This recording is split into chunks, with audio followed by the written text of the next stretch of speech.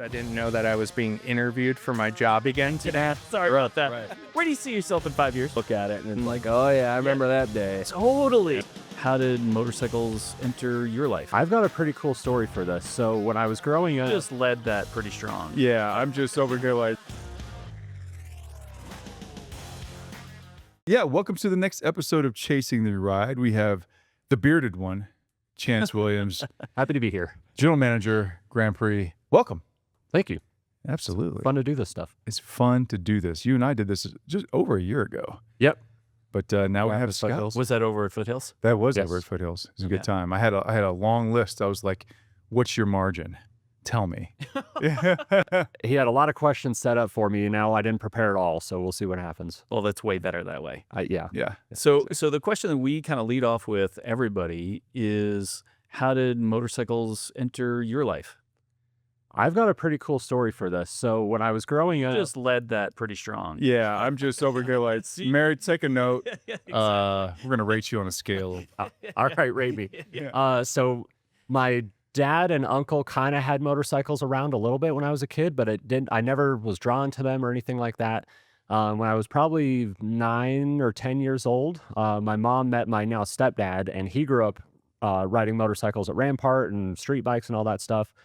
So he got my brother and I into it, and we would go to all of the local races, Supercross, Thunder Valley, all that stuff, and we would follow around or follow all the like freestyle motocross guys when they came into town. We'd always go to Faye Myers to get the new Nitro Circus DVD when it came out. So we really kind of got into that.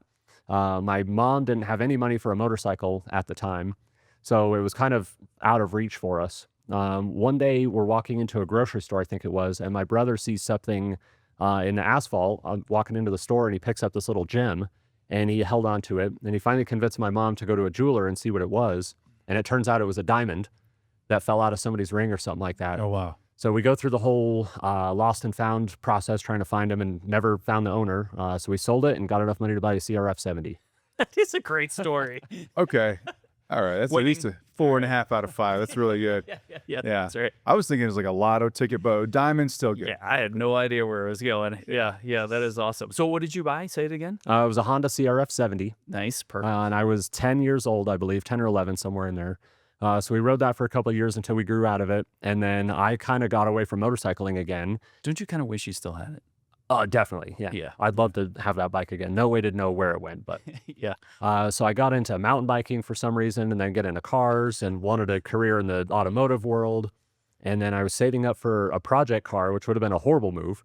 And one of my coworkers was into motorcycles, and we got to talking about bikes. He was kind of a cruiser guy, and I thought, well, if I bought a motorcycle, it'd be a sport bike. And he says, well, if I was going to buy a sport bike, this is what I would buy. And he looks it up, and he shows me a Triumph Daytona 675. So like right there at work, I hop on Craigslist and I find one for like $5,500. And I went home and talked my mom into co-signing on a loan for me, and I bought it like a couple days later. Awesome. So I accidentally got into motorcycles again, and Do you still have accidentally that ended up bike, or here. is that another one that's just gone? To It's gone. They all go away Yeah. at some point. Yeah, they do, right? Yeah, everything's for sale. You just wish. Sometimes you look back. Yeah, but you Yep. got rid of it for a reason. Yeah, I was going too fast. I was 18 years old, so I traded it for a Sportster. Well, that's wisdom right there. There's no way you were going too fast on that 18. Oh, yeah. Shh. Yeah, right. Define too fast, because you could be going 35 in a 20-mile-an-hour corner. That is true. Yeah. That bike happens to have a meter on there where it tells you your top speed, and I reset it. And so as I'm learning, I go out and I see higher and higher top speed saved on this thing. And I definitely went to its full potential. Yes. Closed course. Uh-huh. Yes. Yes. yeah, that's right. So, young, literally trip over a diamond. It turns into now a love of motorcycles. Mhm. And so how do you end up from the arc of the diamond in the parking lot to now running Grand Prix? How does that all happen? I would say a lot of luck, but they say luck is a combination of preparedness and opportunity. Totally. I had a teacher in high school, probably one of the best things I ever learned through high school. He said, put yourself in a position of opportunity. And that was for a photography class, but ultimately I left my last job kind of on a whim, and I had some parts department experience. So I walked into this place just having got into motorcycles, and I had shopped here maybe twice, and I thought it might be a cool place to work until I figure out what I want to do. So I started on the parts counter, and I did that for about a year and a half. And this was right as we had new owners here, and so there was a lot of shakeups and new brands coming on and management change.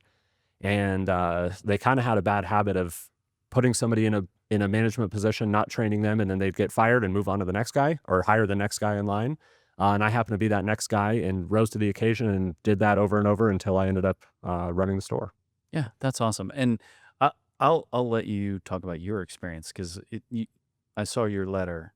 Oh, right. Yeah. So please go. Yeah. Sorry. Well, I think, to paraphrase, we had a really good, Mary and I were up here shopping, and with Alex, all the good things happened. I think we forgot what we bought, but the experience was amazing. And I was more or less like, that's a trickle down from the tone that is set from the top, right? Because it's one thing to do it when your boss is standing over your shoulder and watching. It's another thing to do it, authentically, spontaneously. And that was just great. And I didn't write a note. And I was like, the vibe of the store has changed completely. And it's through your, I believe, leadership and influence. And so that would be a great question. Like, what have you done in your mind to come in here and sort of turn the dial the other way? Well, from the front line being a $10 an hour parts guy all the way throughout the years, I've seen a lot of different managers here. And of course, I think every employee thinks, oh, I could do that better than my boss. But after watching that for so long, I learned a lot of what not to do, but I did have some really good mentors at the time. So when I just started back at the store about 6 months ago, and I knew I'd learned a lot of management and leadership stuff at my last store. And when I came back here, I knew that I wanted to really take care of my employees and give them all the opportunities to succeed. And along those lines, it's like I don't like BS paperwork and like little mindless tasks just to keep people busy. So I always try and get rid of that stuff and actually just empower them to do their jobs, and then make the systems easy for them to use. So that goes a long way when the team has all of that empowerment and they're going to kind of listen to the direction I want to go. That's one.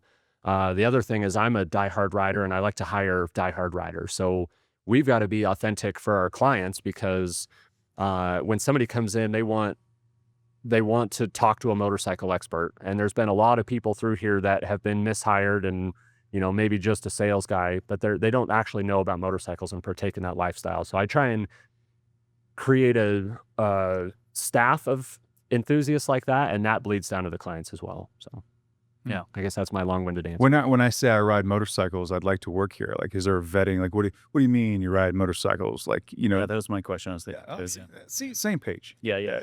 That's right. I've recently got some criticism for this, but I've got 2 pass or fail questions when I'm interviewing somebody. Oh. And if you pass those 2, the conversation keeps going. If you don't, it might be a 30-second interview. But basically, what do you ride? I want to know, and hearing somebody tell me about what they ride tells me a lot about them. Like, have you tried all these different bikes, or are you just getting into it, or are you diehard on one brand? So if I know you ride, I know you're an enthusiast. I got to feel that you're an enthusiast. The second one is, what do you want to do in 5 or 10 years? What's your long-term, what do you want to be when you grow up?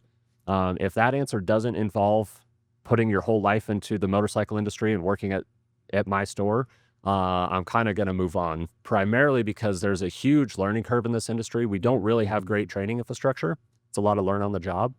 So I'm going to try and find the right personality type for this job and find somebody who wants to be here and stick around, because if I'm going to put all that effort into training you over the course of, it might take 2 years to make you like pretty decent at your job, I need to find somebody that's going to stick around and do that, so I don't have to train over and over and over. So you got to be an enthusiast and you got to want to be here. Yeah, I was thinking about what you're saying right now when we're interviewing Alex earlier today, and just his years of knowledge just in all things accessories, parts, and everything else. So when you have a dipstick like me that walks in and be like, that thing that's attached to the carburetor that's like right here, and like, oh yeah, we got that, and they know that automatically. You can't train that in a month. That takes years of knowledge. Yeah. And to your point, I mean, that that's probably the rare instance where I think, what do you see yourself doing in 5 years? Actually, it's a good question. Because yeah, it's a lifetime of knowledge and understanding that it takes, I think. Yeah, that's really interesting. Is there a high turnover in this industry? Think? Is that kind of Yeah, where that historically goes? there has been. Yeah, I think at a lot of shops you have like a core group of guys that have always been there, and then there's like all the like seasonal, if you will. That was a big issue here for a long time. It's issues at other shops as well, and I think it, like you alluded to earlier, it's all up to the leadership to change that. And from my job is to make sure I hire people right the first time. So I think if you just are kind of desperate and you just take people off the street and then do a Yep. bad job training them, they're gonna turn over. And so that happens a lot, probably in a lot of industries, but I've definitely seen it here. So having grown up in that and watched, like I got my job, everybody comes in, does a bad job, no training, gets fired. I wasn't going to do that to my staff. So that's where a lot of that comes from. And for the record, that management style has changed in our organization. That was Right. kind of in the early days. So it's improved quite a bit.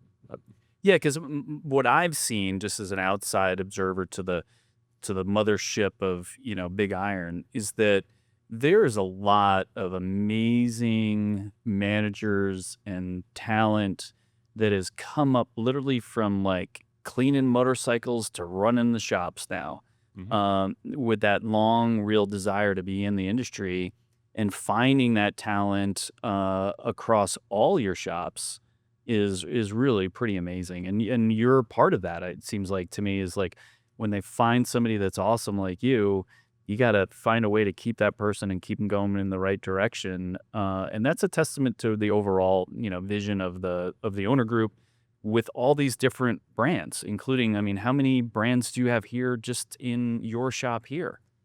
Yeah, I've got 6 brands here, just in OEMs. And of course, on the apparels and parts side, there's 300 to 500 Right, it's amazing. come through here. So Yeah, and so just having the eye that that you guys have and that you have clearly for great people makes just all the difference for the experience for the customer.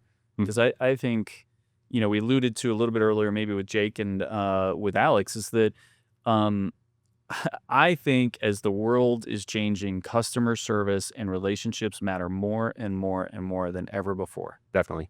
Yeah, and how now we're about to teach a class on managing 101, but how do you instill that in your crew, to have that experience or to feel genuine and authentic? Well, for one, that promote from within and kind of move the staff up through the ranks has to be a part of your ultimate vision and your why we do this. And our owner really instilled that in all of us, which is kind of how I got to this point. So if you just look around, that talent is all around us. You just have to identify it in the staff that's already here. If somebody comes in and is willing to be a salesperson and ends up here or ends up here as a lot tech or whatever, they've got some pretty big reasons for working in a motorcycle shop. You just have to embrace and foster that. And it turns into somebody who's very loyal to our brands and our company. And then the second half of that is everybody's got to remember that we are here for our clients. They're paying our paychecks and we've got to take care of them and they're going to keep coming back. So that's, and being part of the motorcycle community, it's very tight knit and there's a lot of camaraderie there. So, really you just have to embrace all of that, and kind of set some little goals of like, hey, we need to get this many bikes sold this month, but, we're creating those relationships as well. And what does it take to do that well enough that we keep them coming back? Right. Totally. Yeah. Yeah. How do you keep, they say if your hobby becomes your job, it's a lot harder to do. How do you're a passionate rider, I know, and I've actually ridden with you, and how do you maintain that? Like, cause you're with this all day, probably 7 days a week, but you still go out and you ride. And what's the formula there? I was partly lucky in that my first hobby was cars and in the auto world, and I tried to do that and it sucked. So I just kind of accidentally ended up here, and then they just really merged. And but you're right, over the years, we'll have a new cool motorcycle come in and I'll watch all the kids in the back drooling over it, and I just walk by and I don't care. I see a dollar sign there, fortunately. So how do I combat that? Motorcycling to me is like, where is this going to take me? It's not necessarily about the cool, flashy bike. It's like, what other adventure can I set out on with this tool, if you will? So every once in a while, I find a new medium of motorcycling, and then I go hunt for the bike that's going to get me there, and that's always a fun experience.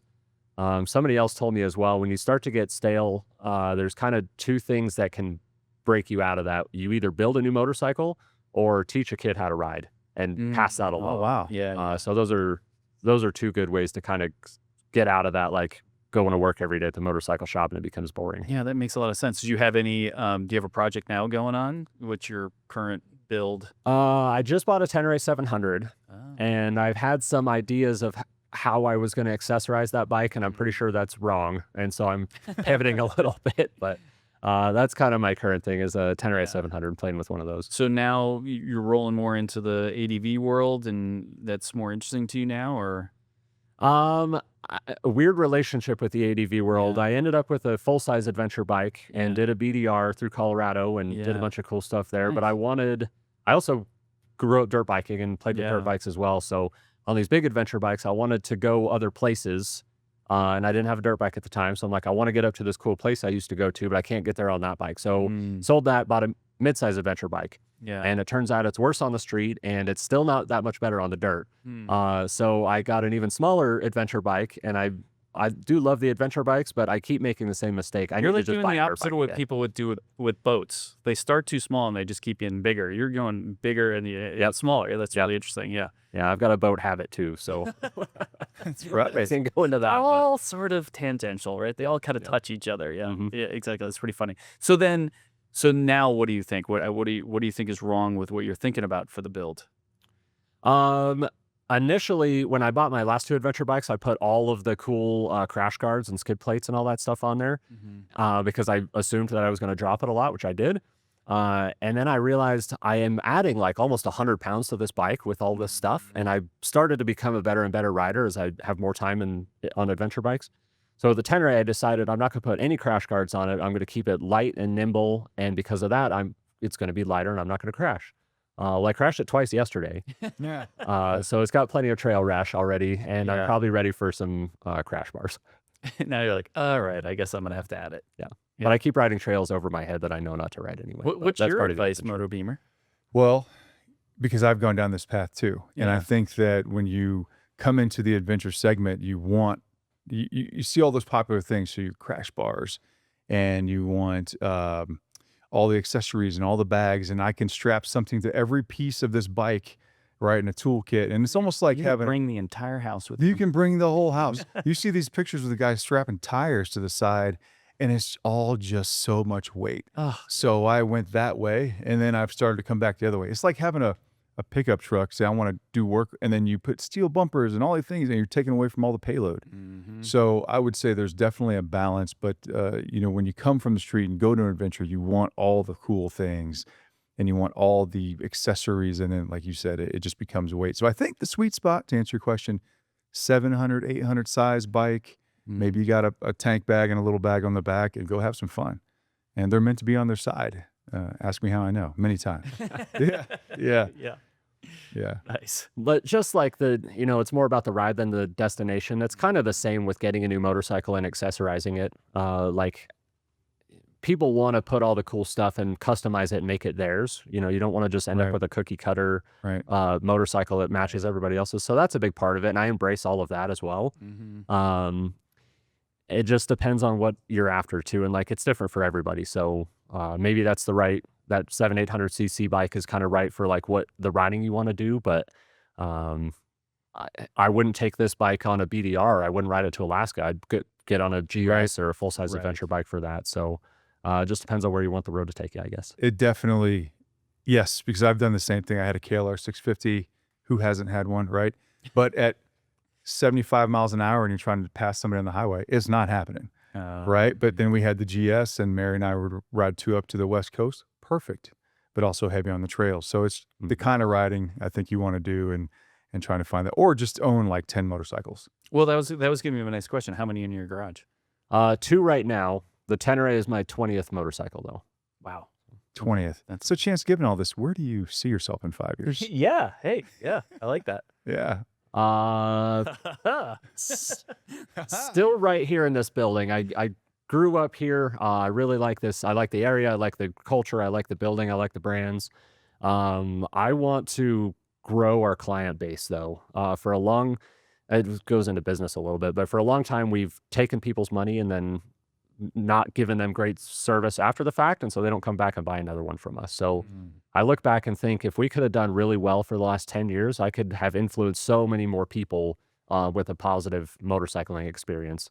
The next best time to start is now. So Yeah. that's my goal, is to give good service so people keep coming back and we get to influence them and maybe their friends and then their kids, and keep growing the motorcycle community out of Ye- our store here. You bring up a point that, like I touched on earlier about the customer service and just the experience, and this is true even in the legal side of things. Is we try to have the best, experience for our clients that we possibly have, so that someday, we don't want repeat customers, to be clear, but maybe they refer, and we're always honored by that.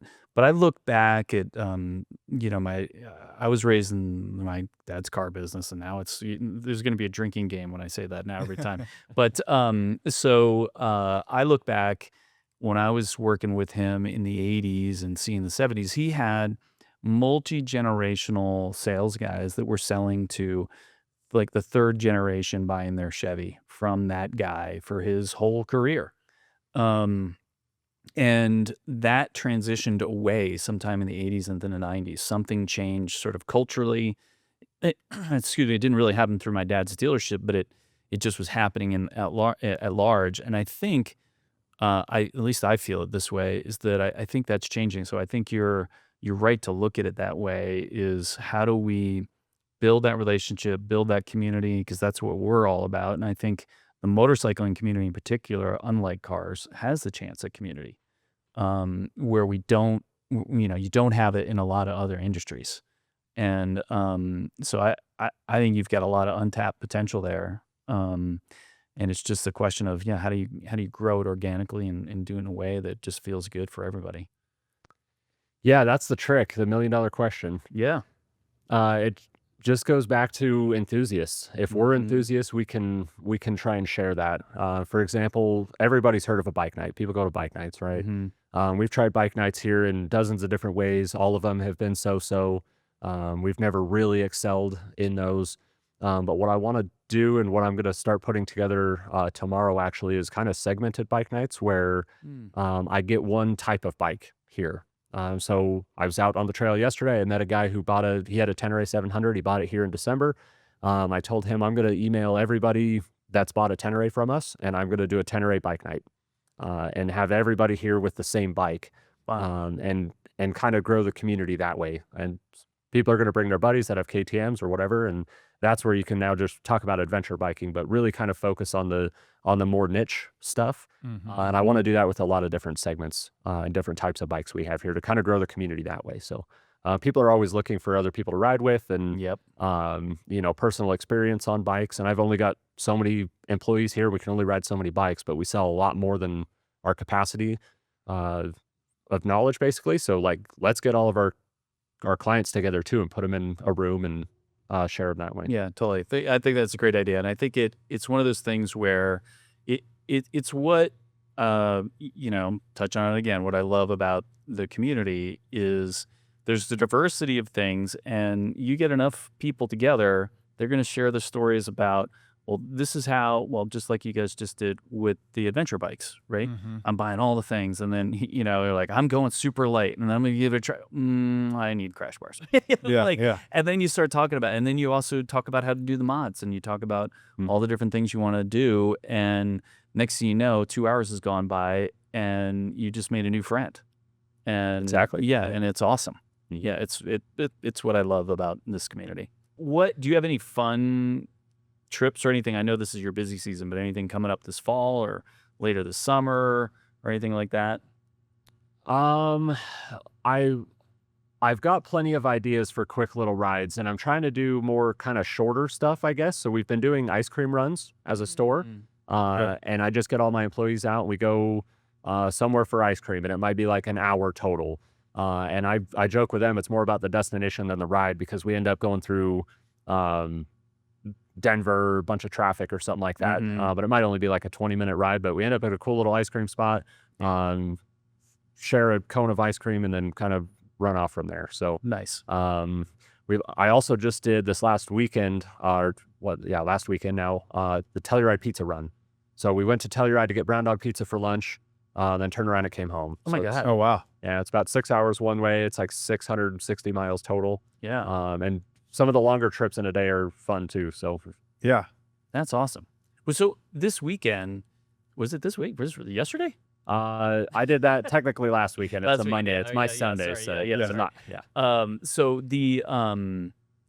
So tell me, like, as you're planning that route, because you're middle of the summer, you got, all the tourists out. So what does that plan look like, and how do you kind of map it out and think it out through to show up at the right time to go actually get the pizza?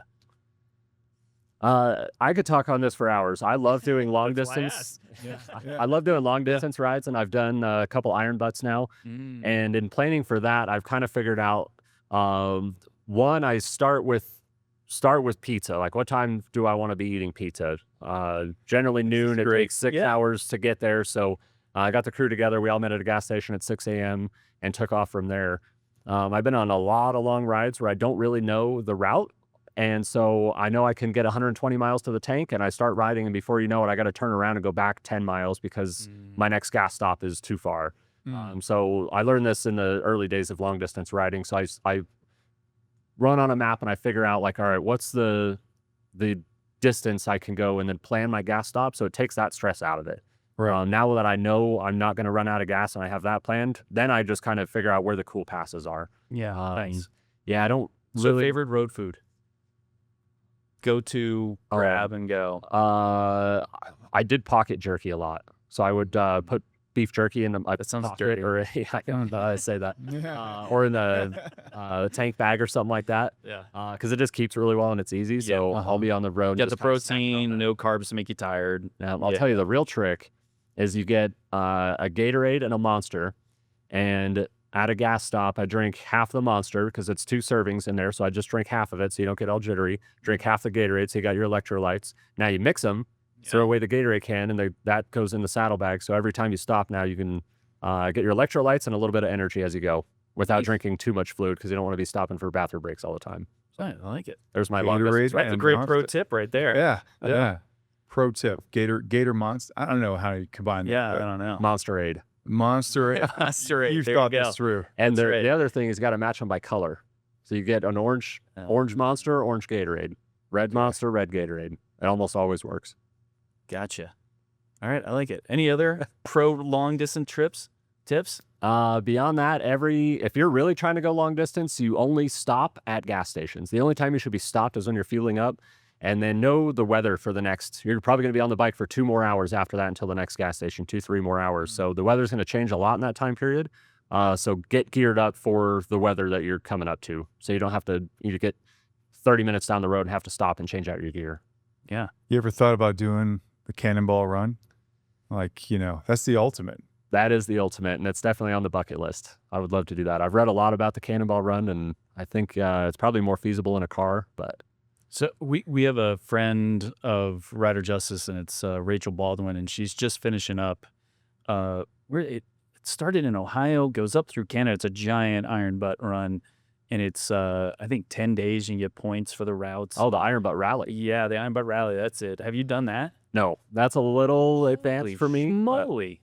I've seen some guys that do that and see their equipment and how they set up their bikes. That's an Iron Butt for, I think it's 11 days in a row or something. That sounds right. I think it ends in the next day or so. Yeah, And, that's 1,000 miles a day for 11 straight days.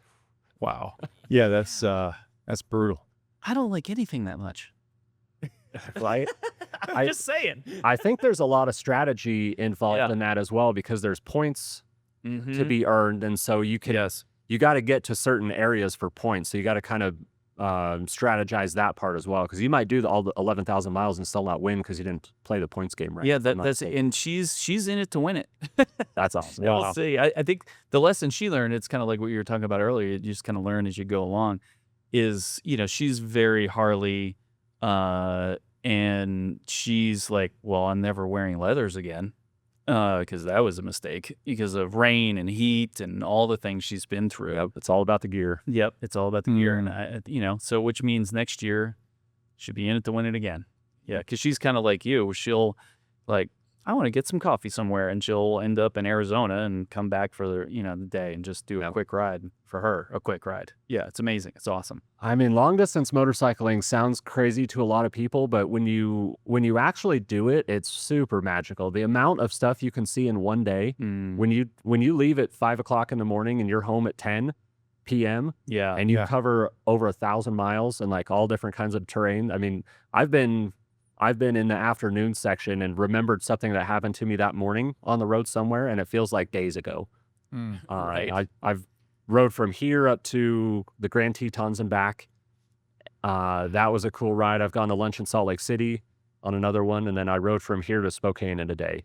And so just the types of terrain In a and the day. Oh yeah. How many miles was that? To Spokane it was like 1,130 roughly, I think, in my 20 hours. And we did not have the right gear. We stopped at a Walmart and I'm buying sweatpants and put it on them for my jeans and Wow, that's amazing. That's a hike. At what point in any of these rides were like, if this ever occurred to you, it's like the Jim Gaffigan joke where he's in the mall and he decides to take the stairs instead of the escalator, and he's like, "I made a terrible mistake." As he's going up the stairs, is there ever been a moment like on the way to Spokane and you're buying the sweatpants, or where you're like, well, maybe today wasn't the day? There's been plenty of those. Yeah. And they weren't necessarily setting out on an iron butt, because if I'm going to do an iron butt, I'm doing an iron butt that day. Yeah. I've done a lot of other rides though where I've kind of looped around Colorado and then it gets really rainy, and I might be in like the north half of the state going south, and I cross over I-70 and I see I-70 wherever I'm at is only like 2 hours to home, and so it's been cold and rainy. I've taken that shortcut and just gone home. Yeah. So when I do iron butts now, I pick somewhere 500 miles away and I ride there because I have to come back and there's no way to bail. Right. Yeah. Right. Right.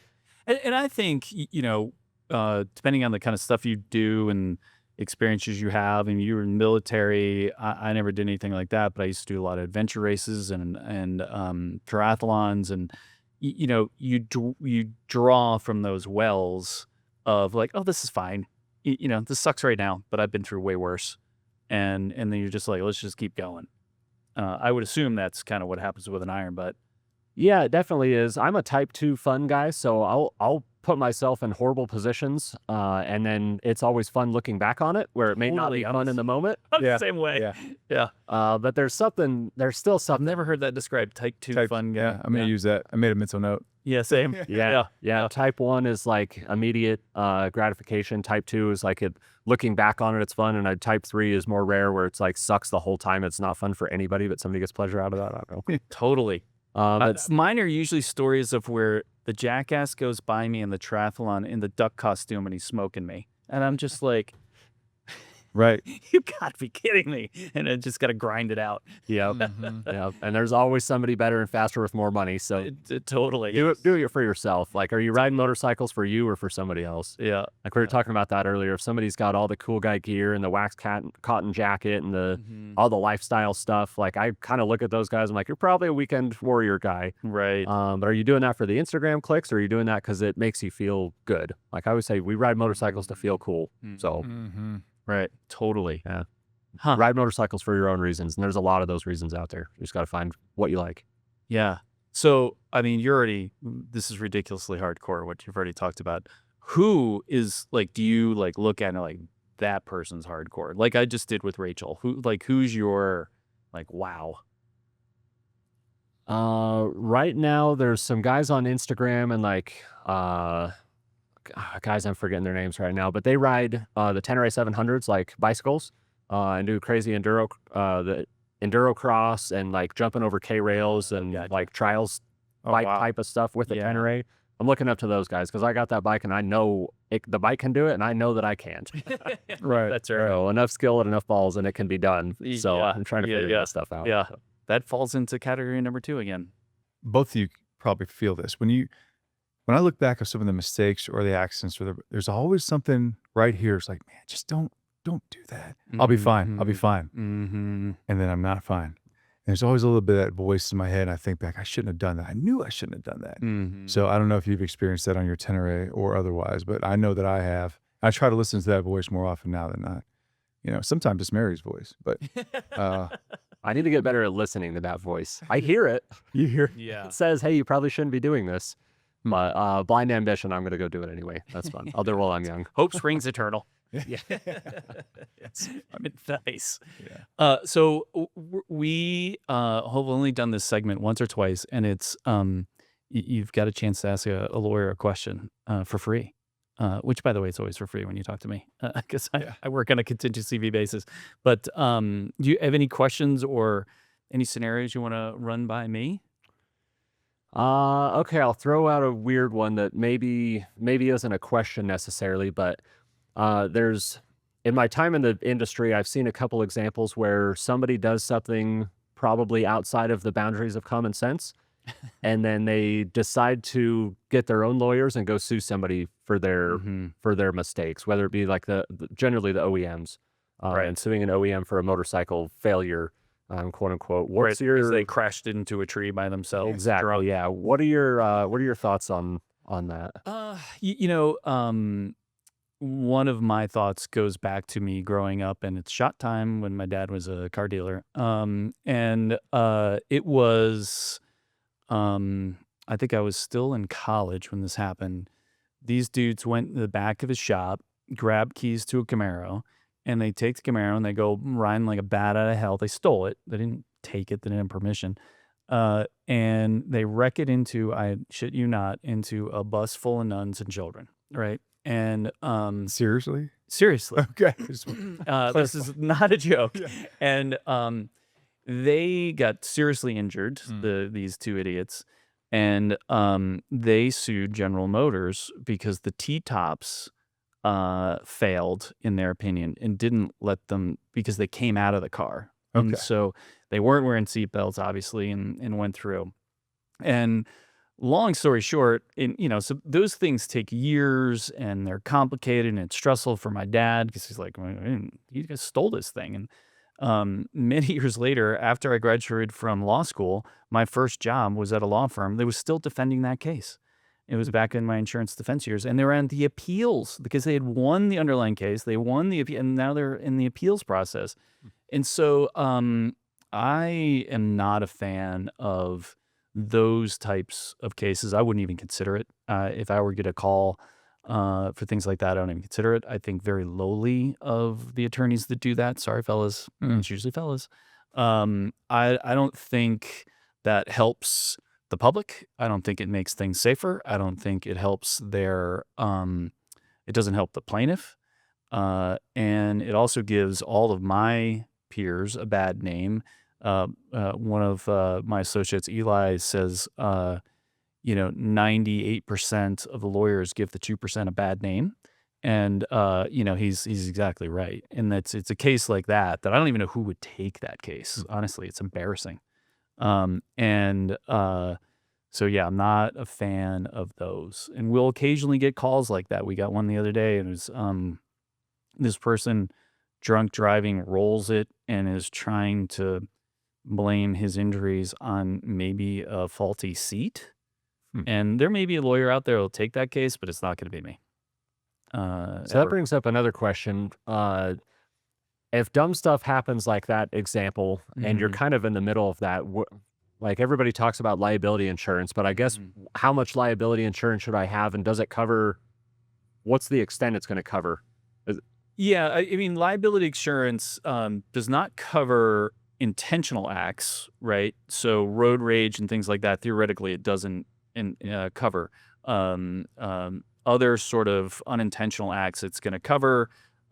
In your liability insurance, as let's say the not so smart rider going out and doing something and then putting himself in danger, and then let's say going off the high side and off the road and somehow trying to blame Indian for him high siding off the road, right?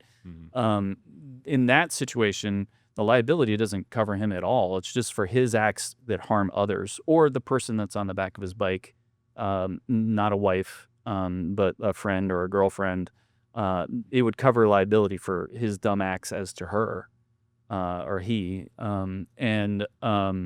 so it covers things like that, but it doesn't cover you when you're an idiot and you do something bad and you hurt yourself. It's just not for that. Neither is underinsured motorist coverage. It's not made for that. Your med pay, if you have medical payment coverage on it, it does actually cover it regardless of fault.